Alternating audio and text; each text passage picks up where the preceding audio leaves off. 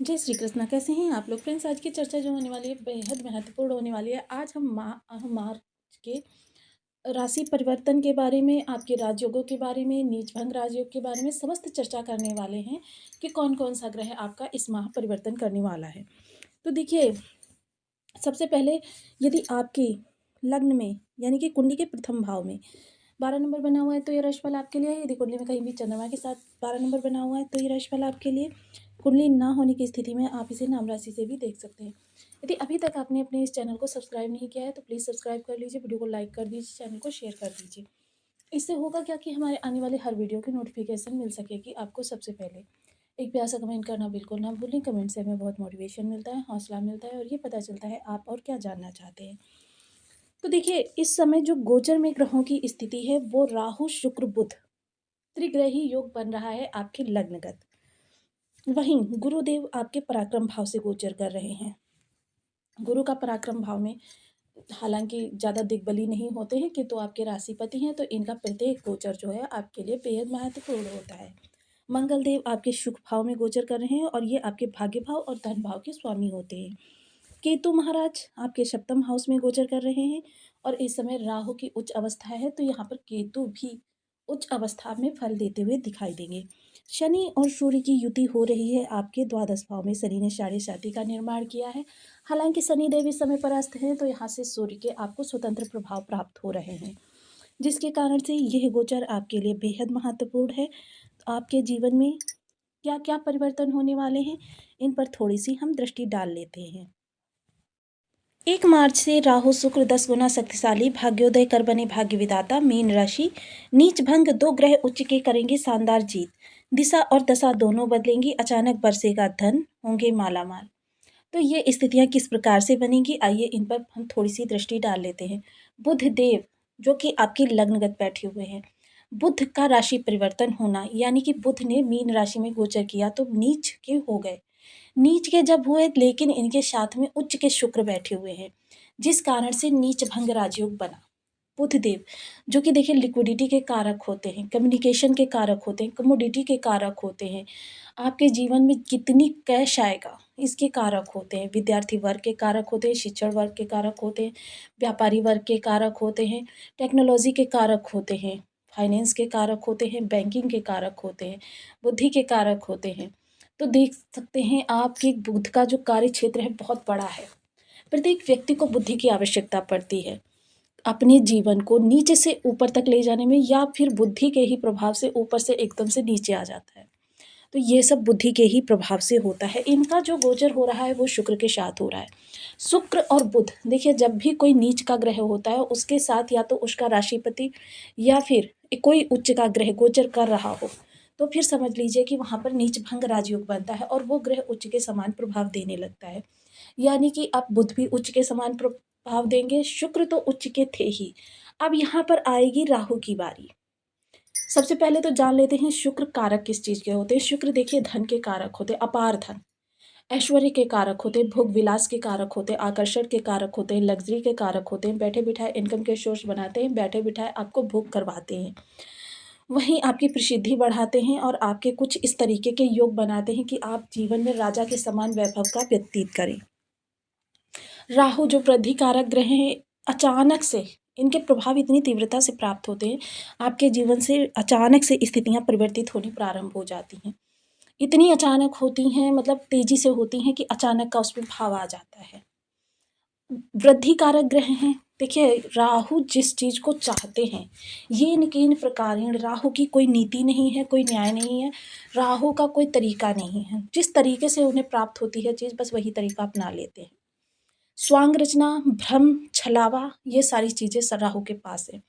अब राहु, क्योंकि देखिए राहु क्यों उच्च के प्रभाव देंगे, राहु इसलिए उच्च के प्रभाव देंगे कि एक तो मीन राशि में है, उत्तरा भाद्रपद नक्षत्र में है, और देखिए ये अभी 15 मार्च को अपना नक्षत्र परिवर्तन भी करने वाले हैं। तब ये पूर्व भाद्रपदा नक्षत्र में चले जाएंगे, तब ये गुरु के नक्षत्र में चले जाएंगे। इस तरीके से भी शुभता आ गई। वहीं दो दो उच्च के ग्रह, देखिए कोई भी ग्रह यदि नीच का भी होता है और उसके साथ उच्च ग्रह का गोचर हो जाए तो वो उसको भी, अब यहाँ तो इनके साथ दो दो उच्च के ग्रह गोचर कर रहे हैं, तो देखिए ये चीज़ें आपके लिए बेहद मायने रखती हैं इस दौरान, क्योंकि ये लग्न में बन रहा है तो 11 भाव संबंधी प्रभाव आपको यहीं से प्राप्त होने हैं। वहीं देखिए अगर चर्चा करें इस दौरान सूर्य जब यहाँ पर आएँगे, जब सूर्य यहाँ पर आएँगे तो क्या होगा कि ग्रहण दोष भी बनेगा। हालाँकि इसके लिए हम आपको आगे अलग से वीडियो बनाएँगे, लेकिन जब ये ग्रहण दोष बनेगा तब इन्हीं सब चीज़ों में आपको थोड़ी-सी, बहुत ज़्यादा नहीं, क्योंकि 3 ग्रह उच्च के हैं और 1 ग्रह के नकारात्मक प्रभाव जो होंगे, वो ज़्यादा आपको विशेष नहीं पता चलेंगे। तो यहाँ पर आपके लिए बहुत अच्छे प्रभाव इस दौरान निकल कर आ रहे हैं, जो आपके जीवन की दिशा और दशा दोनों बदल सकते हैं। एक चीज़ और इस दौरान होगी कि शुक्र जो हैं, वह वक्री होंगे। राहु नवांश परिवर्तन भी करेंगे, नक्षत्र परिवर्तन भी करेंगे, सूर्य राशि परिवर्तन करेंगे, जो सफलता के कारक हैं, नौकरी के कारक हैं, उच्च पद के कारक हैं, शासन प्रशासन के कारक हैं। बुध देव भी अपना राशि परिवर्तन करेंगे, मंगल देव भी अपना राशि परिवर्तन करेंगे। तो इस माह जितने भी ये गोचर होंगे वो आपके जीवन को शुभता की ओर लेकर जा रहे हैं। और अब ये जो ग्रह आपके चलेंगे, ये उदित अवस्था में चलेंगे। देखिए ग्रहों की जो चाल होती है वह बहुत ही गंभीरता से समझनी होती है। अब जो ये ग्रह आपके चाल चल रहे हैं, ये उदित चाल चल रहे हैं। उदित चाल का ग्रह आपके लिए एक तो सकारात्मक प्रभाव लाता है और बड़े प्रभाव लाता है, और जो अस्त होते हुए ग्रह होते हैं वो आपके लिए देखिए नकारात्मकता अपने आप थोड़ी सी बना लेते हैं, उनका प्रभाव क्षीण हो जाता है। तो इस दौरान आपके सभी ग्रह आपके लिए सकारात्मकता, क्योंकि ये उदित ग्रह हैं, फर्स्ट हाफ के ग्रह हैं, और फर्स्ट हाफ का ग्रह सदैव पॉजिटिव ही होता है। थोड़ा सा इन चीज़ों को हम चार्ट पर भी सूत्र के साथ समझ लेते हैं। देखिए राहु शुक्र बुध के प्रभाव जब यहाँ से प्राप्त होंगे आपके, क्योंकि 3-3 ग्रह उच्च के हैं लग्न में, तो यह बहुत ही शुभ योग बना हुआ है। ऐसा योग कह सकते हैं कई वर्षों में एक बार बनता है। राहु जब यहाँ बैठेंगे तो आप बेहद विलक्षण व्यक्तित्व के स्वामी होंगी। बुद्धि, सोच और धन कमाने की ललक, ये सभी कुछ आपके अंदर होगी। आकर्षण, आकर्षक व्यक्तित्व, वाणी में प्रभाव, ये सारी चीज़ें आपको इस दौरान बहुत अच्छे से आती होंगी। लोगों को किस तरीके से अपने फेवर में लेना है, लोगों से क्या क्या निकलवाना है, यानी आप जिस व्यक्ति से कुछ प्राप्त करना चाहते हैं, शत्रु से भी यदि कुछ प्राप्त करना चाहते हैं, तो आपके बात करने का अंदाज, आपके व्यक्तित्व की प्रभावशालीता सामने वाले को मंत्रमुग्ध कर देगी और वो यंत्रवत आपके कार्य करने के लिए बाध्य हो जाएगा। इस दौरान आपका आहार, विचार, व्यवहार, ये सभी कुछ बेहद शालीन होगा और आपके जीवन को ऊंचाई की ओर ले जाने के लिए राहु एक जुनून भरेंगे। उस जुनून के बल से आप धन प्राप्त करने के लिए सभी, क्योंकि मैंने बताया ना पीछे, राहु का कोई नीति न्याय नहीं है, बस ये इनके इन प्रकार मुझे प्राप्त करना है। पंचम दृष्टि ज्ञान भाव पर जाएगी, तो चाहे क्रिएटिविटी से जुड़े हुए व्यक्ति हैं आप, रचनात्मक कार्यों को करके, या फिर ज्ञान के प्रभाव से कंसल्टेंस का कार्य करते हैं, सलाहकार हैं, फाइनेंस का कार्य करते हैं, इन सभी चीज़ों में यदि किसी भी प्रकार से आपकी कमी आ रही थी, आप जो प्राप्त करना चाह रहे थे वो प्राप्त नहीं हो पा रहा था, तो इस दौरान क्या है, चीज़ें आप प्राप्त कर लेंगे। थोड़ी उदर विकार वगैरह की समस्या आपको आ सकती है, तो खान पान के प्रति बेहद सजग रहें। संतान की तरफ से बहुत ही गौरवान्वित होने वाले हैं। संतान इस दौरान बहुत अच्छे कार्यों को करती हुई दिखाई देगी। स्टूडेंट्स वर्क पूर्ण फोकस्ड रहेंगे, हालांकि बीच बीच में उनका मन जो है थोड़ी सी, कहते हैं ना कि उन चीज़ों के प्रति ललायत हो सकता है जो बहुत कॉस्टली होती हैं, या जैसे महंगे मोबाइल हो गया, महंगी वॉच हो गया, इन चीज़ों के प्रति उनका रुझान इस दौरान देखा जा सकता है। जो लोग शेयर मार्केट से जुड़े हुए हैं, शेयर मार्केट में बहुत अच्छे लाभ की गुंजाइश है, हालांकि पहले कुंडली का एनालिसिस अवश्य करवा लें। सप्तम दृष्टि यहाँ जाएगी तो राहु के प्रभाव से केतु जो अरिष्टकारी प्रभाव देने लगते हैं, तो केतु में भी इस दौरान शुभता आएगी। जब केतु में शुभता आएगी तो जीवन साथी के प्रभाव में जो स्वभाव में निगेटिविटी बनी हुई थी, वो निगेटिविटी दूर होगी। जीवन साथी इस समय पर काफ़ी शालीन मृदुभाषी होता हुआ दिखाई देगा, सहयोगी होगा आपके लिए, और बेस्ट सलाहकार कहा जा सकता है, क्योंकि शुक्र की भी दृष्टि जा रही है, तो इसलिए जीवन साथी जो है बेहद आपके लिए इस दौरान अच्छी सलाह प्रदान करता हुआ दिखाई देगा। डेली इनकम से जुड़े हुए लोगों के लिए बहुत अच्छा समय है। अपने डेली इनकम में इजाफा करने के लिए, नौकरी या प्रमोशन वगैरह के लिए, वेतन वृद्धि के लिए। व्यापार में किसी जुड़े हुए हैं तो व्यापार वर्ग के कारक की दृष्टि होने के कारण, शुक्र का प्रभाव होने के कारण, राहु की वृद्धि होने के कारण इस दौरान आपके, यदि पहले आपने काफ़ी घाटा झेला है, हालांकि 2.5 वर्ष जो ये आपने बिताए हैं ये काफ़ी आपको घाटा देकर गए हैं, तो यह समय आपके उस घाटे की भरपाई के लिए बहुत ही उत्तम है। थोड़ा सा आप अपनी कार्य क्षेत्र की पहले आवश्यकताओं को समझें और उसके उपरांत आप अपने कार्य में थोड़ी सी परिवर्तन करें, आपको लाभ प्राप्त होगा। सोशल मीडिया या फ़िल्म इंडस्ट्री से जुड़े हुए लोगों के लिए, जो स्वांग करके अपने कार्यों को करते हैं, उनके लिए बहुत ही अच्छा समय काल रहने वाला है। नवम दृष्टि भाग्य भाव पर जाएगी तो भाग्य का प्रबलता से आपको साथ मिलता हुआ दिखाई देगा, क्योंकि देखिए इस दौरान आप कह सकते हैं कि इन ग्रहों के पास 3 दृष्टियाँ कहाँ होती हैं, राहु के प्रभाव से इनकी 3 दृष्टियाँ मानी जाएंगी। तो यानी भाग्य का प्रभाव जब 3-3 उच्च ग्रहों का साथ लिए हुए आपको प्राप्त होगा, तो भाग्य बेहद बुलंद है इस दौरान आपकी। भाग्य का प्रबलता से साथ मिलेगा, बहुत से ऐसे कार्य होंगे जो आपने बहुत करने का प्रयास किया होगा, आपको सफलता नहीं दिला पाए हैं, तो इस दौरान क्या होगा कि वो कार्य स्वमेव थोड़े से प्रयास से ही आपके सफल होते हुए, सार्थक होते हुए, सिद्ध होते हुए दिखाई देंगे।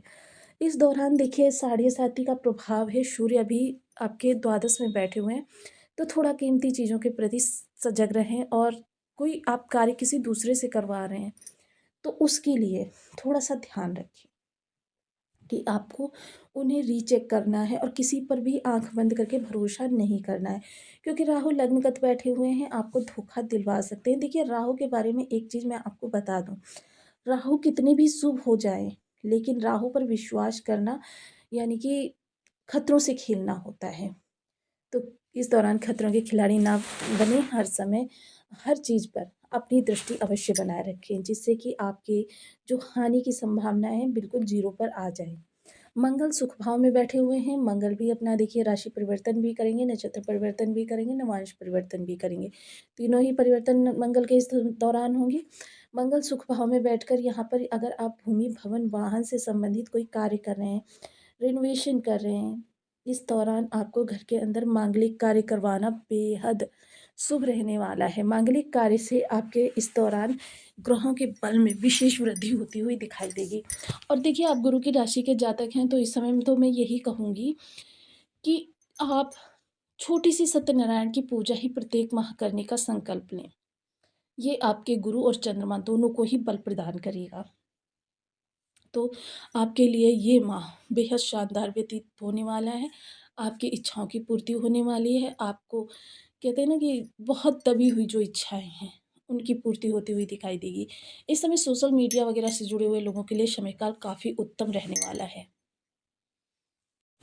अब यदि इनमें से कोई भी ग्रह आपके बर्थ चार्ट में थोड़ा-सा भी अरिष्टकारी होकर बैठा हुआ है, तो फिर आपके लिए परिवर्तित प्रभाव ही प्राप्त होने वाले हैं। तो इसके लिए आपको लग्नपति को तो सदैव बलि रखना चाहिए। सबसे पहले आप अपने लग्नपति को देखिए, क्योंकि लग्नपति जब बली होता है तो क्या होता है, आपकी लग्न भी बलवान होती है, और लग्न बलवान होने से क्या होता है कि मतलब आपके ग्रहों का, अन्य ग्रहों का अरिष्टकारी प्रभाव आप पर कम पड़ता है। तो लग्न बली होने से क्या होगा कि गुरु के बली होने से आपके राहु भी कंट्रोल में रहेंगे, सुप्रभावकारी रहेंगे। तो इसके लिए ओम ब्रह्म बृहस्पति नमः इस बीज मंत्र का आप 1 माला, 2 माला, 5 माला, 7 माला, 11 माला का जप नियमित अपनी सुविधानुसार करना प्रारंभ करें। गुरु को बलि करने के लिए केसर का तिलक मस्तक, कंठ, जिह्वा पर लगाएं।